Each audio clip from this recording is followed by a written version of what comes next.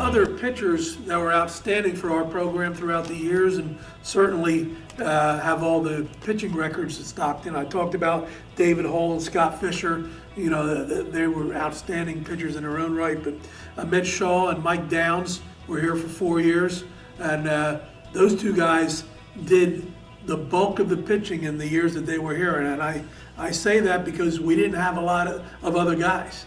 And back then we used to go through a 40-game schedule with only 8 pitchers. And Mike Downs and Amit Shaw both had they have the record here for how many innings they pitched, career strikeouts, things like that. So certainly they did a wonderful job for us. Joe Mahaly is a pitcher that really developed by his senior year and set the ERA record.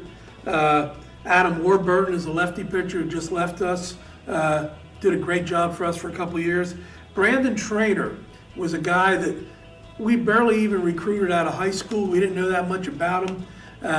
Came to Stockton and again got lost in the shuffle. We'd give him a couple innings here, a couple innings there. Kept working. And Brandon's also a phenomenal student. And he worked as hard in the bullpen with Coach Weber as he did in the classroom. And by his junior year, Brandon made All-State as a #1 reliever in the state. And in his senior year, we were forced to put him into a starting role, and then ended up by the end of the year putting him back into the reliever's role. But Brandon ate up a ton of innings for us, did a wonderful job, and developed along the way to become an excellent college pitcher his senior year. The guy that gave me this gray hair that I have right now is the all-time saves leader at Stockton. His name is John Lightbody.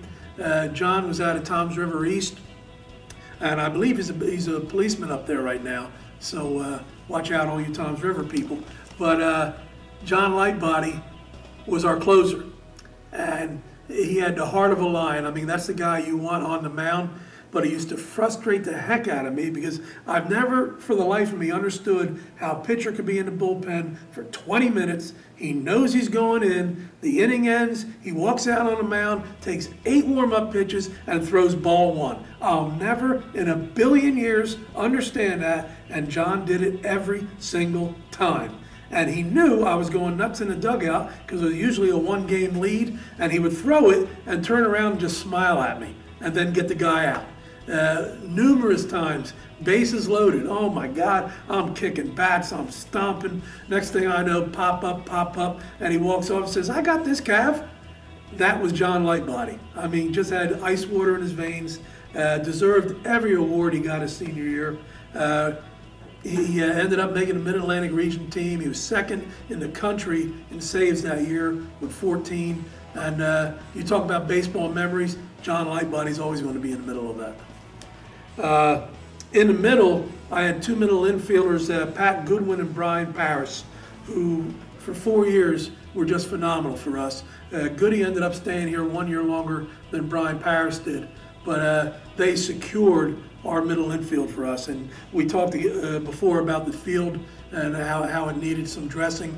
And Brian and Goody learned how to navigate that field. And those 2 guys are certainly standout players that I'll never forget. We had a first baseman transfer in from Mercer County College. His name is Chris Fryhout, and Chris has one of the top career batting averages here at Stockton. I think he ended up batting like .381. Phenomenal first baseman. To this day, the best defensive first baseman that I ever had, and an excellent hitter. I think Chris is coaching somewhere up in the Hamilton Township area now, and I'm sure he's doing a great job. Just a great guy. We've always been blessed with good outfielders, and one of the things we always demanded of our outfielders is that they run to 60 in less than 7 seconds. And for some guys, they were right on that cusp, 7.1, and they knew they had to develop to get below 7.0. The outfields are just too vast for us not to have fast guys out there. Talked about Chris Disher. I'm done talking about him. Don't want to talk about him anymore. But Danny McGuckin and Joe Sacerdoti were 2 outstanding outfielders for us. Did a wonderful job not only in hitting but playing defense. McGuckin had a cannon from right field. Joe Sacerdoti batted in the middle of our lineup. think he had a career average like 351, had a ton of home runs and doubles, and just did a fantastic job for us. And then with this last team that I have, George Eisenhart, the big comparison this year is who did we think was better, McGuckin or Eisenhart? Well, George has got one more year before we make that decision, but he's certainly in the conversation with those three outfielders. We talked about Chris Crescenzi at catcher, Matty Allen and Scott Fisher as hitters, Brett Solomon at third base. So I've been blessed. I've been blessed with so many good baseball players, and they're just a few that stand out in my mind during this conversation. We go out later on, some other guys will come in my conversation.